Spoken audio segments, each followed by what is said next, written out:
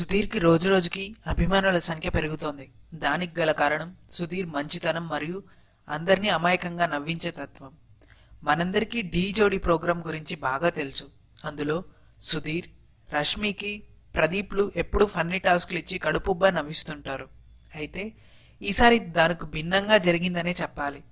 సుధీర్ రష్మి పక్కన కూర్చున్నప్పుడు ప్రదీప్ సుధీర్ని రష్మి టీం దగ్గరకు పంపి ప్రదీప్ వెళ్ళి రష్మి పక్కన కూర్చుంటాడు.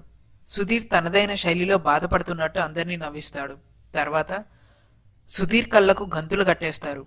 ప్రదీప్ రష్మిని ముద్దు పెట్టుతున్నట్టు శబ్దం చేస్తూ చేతి మీద ముద్దులు పెడతాడు.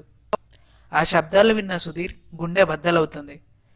మరి సుధీర్ తన శైలిలో హావభావాలు పెట్టి అందరినీ కడుపుబ్బా నవ్విస్తాడు.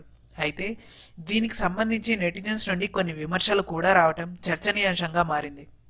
ఇప్పటికే ప్రదీప్ పెళ్లి చూపుల షో గురించి అందరు నెగిటివ్గా స్పందించారు. ఆడపిల్లలు అంగడి సరుకు కాదని ఎద్దేవా చేశారు. దానికి తోడు ఢీ వంటి ప్రోగ్రామ్స్లో కూడా ఇలాంటి ముద్దుల గురించి రావటం సరికాదని భావిస్తున్నారు.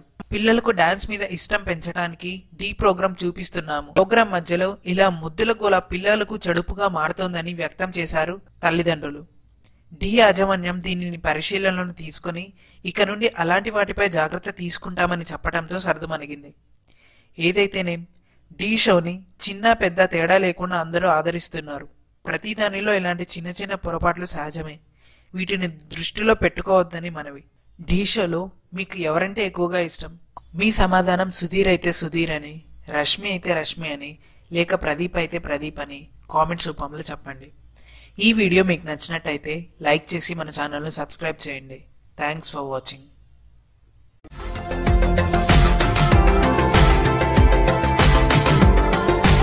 మరిన్ని అప్డేట్స్ కోసం మా ఛానల్ని సబ్స్క్రైబ్ చేయండి.